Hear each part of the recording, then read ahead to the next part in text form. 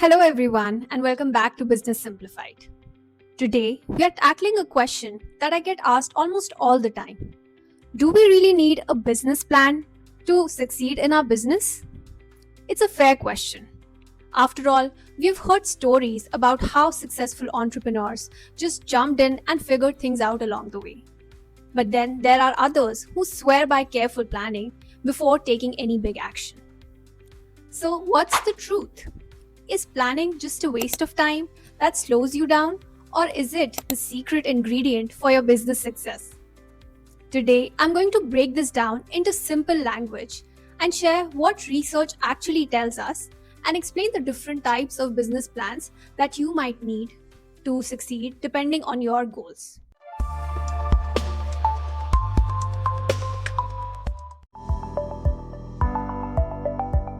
So, here's the debate. On one side, you have people who say that planning is a waste of time. They argue that you should just get started and learn as you go. But on the other hand, we have people who believe that planning helps entrepreneurs think through their approach before potentially wasting time and money. But here's the thing, the research shows that neither side is completely right. Let me share some fascinating statistics with you. A study published in the Journal of Management Studies found that businesses with a plan grow 30% faster than those without one.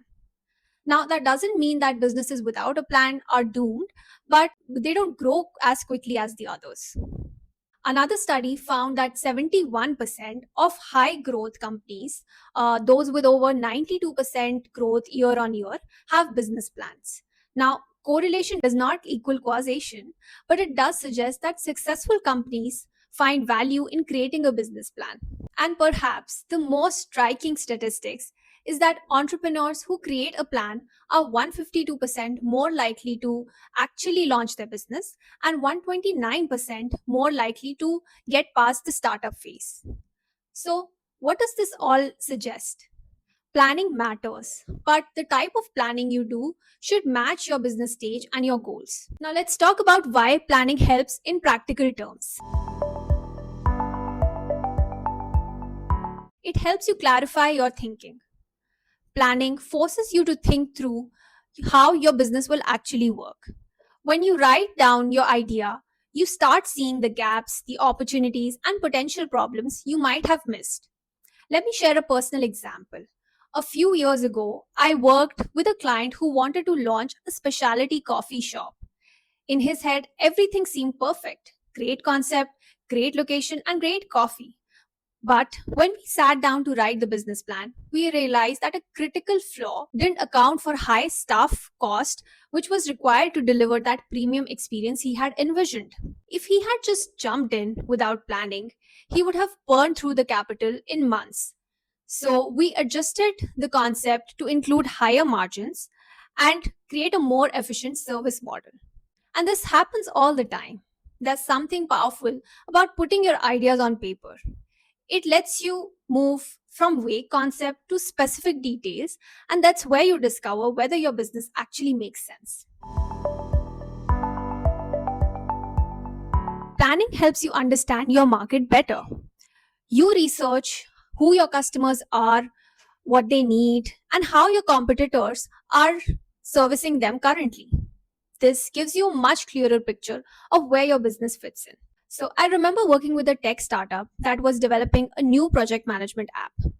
The founders were convinced that their idea was revolutionary, but during the market research, we found out that there were almost three similar products that had just launched in that same year. But instead of giving up, they used this information to refine their concept and created a specific project management tool for creative agencies. This plan helped them in shifting from a general project management tool to a specific solution with features tailored to the creative agencies. Now, without doing this research, they would have launched another Me Too product into an already crowded space. But instead, they built something with a clear competitive advantage that quickly gained traction. Planning gives you a roadmap. When you're in the day to day chaos of running a business, it's easy to get lost. But a plan helps you stay focused on your goals and prioritize what really matters. Think about it like you are on a road trip without a map or a GPS. And every time you come around a fork road, you have to stop and figure out where you should go. Should you turn left or right? You might eventually reach your destination, but you'll waste a lot of time and gas making the wrong turns. That's what running a business without a plan does. You face dozens of decisions every day, and without a framework to guide those decisions, you end up wasting resources on things that don't move you towards your goals. Planning reduces risk. The research shows that companies with plans have lower failure rate.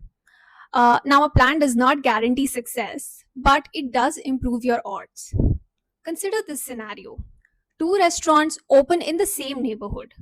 Restaurant A has a detailed business plan with financial projections, market analysis, and contingency plans, while Restaurant B has a great chef and a general idea of what they want to create.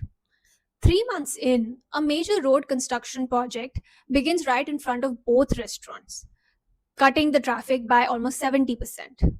Restaurant A has included a cash reserve in their financial plan, especially for unexpected events. They also had a marketing strategy to reach customers through delivery services and special events. While Restaurant B, on the other hand, struggles to adapt quickly enough and eventually closes.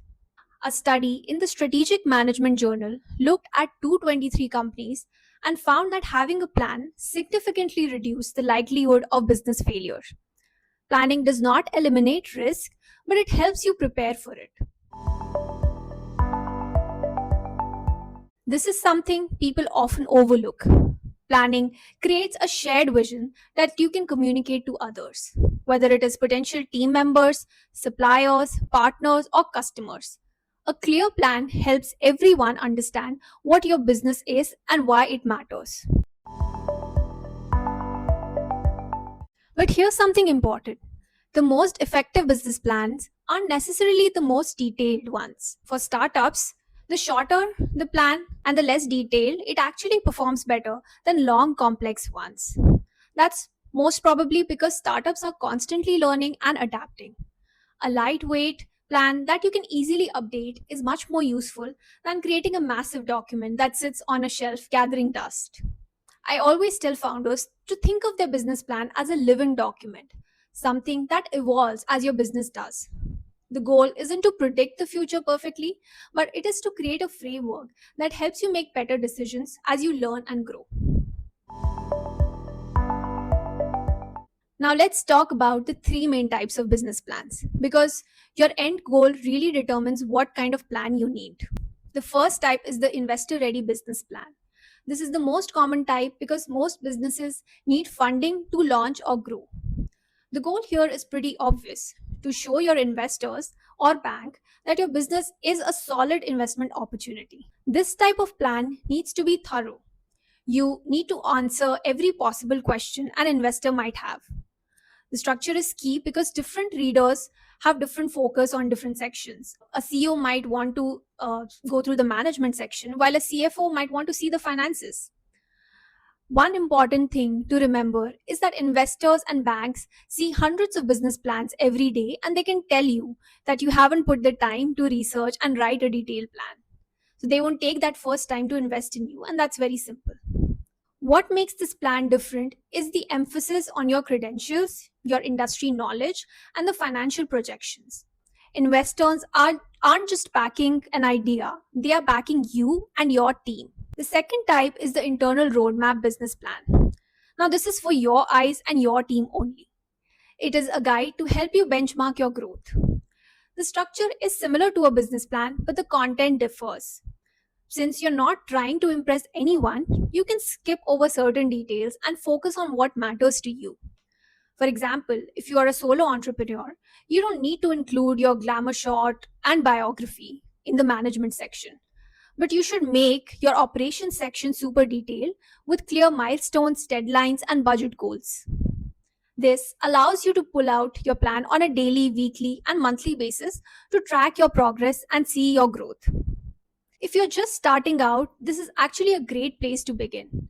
You can always expand into an investment ready plan when you need funding. The third type is the IPO or going public business plan. This contains a lot of the same content as other plans, but it's really just one section within much larger document that's need to be submitted to the securities you want to be listed on. This type of plan is for established businesses that have already achieved significant success and are ready to offer shares to the public. So, what's the right approach to business planning? Based on the research, here's what I recommend. Number one, create lightweight, iterative plans. Number two, build simple plans during the startup phase. And number three, develop more detailed plans as your business becomes established. Be mindful of how much time you invest in that planning. Remember, planning is important, but it should not become a tool for procrastination. It's easier to sit all day on your computer and do the research than to actually start building a business. The goal isn't to have a perfect plan, but it is to have a useful one that helps you make better decisions. The planning sweet spot is to have enough details to reduce risk, but not so much that you don't take any action. Think of it this way: you want to hit the planning sweet spot, enough planning to reduce risk and improve your chances of success, but not so much that you never take action.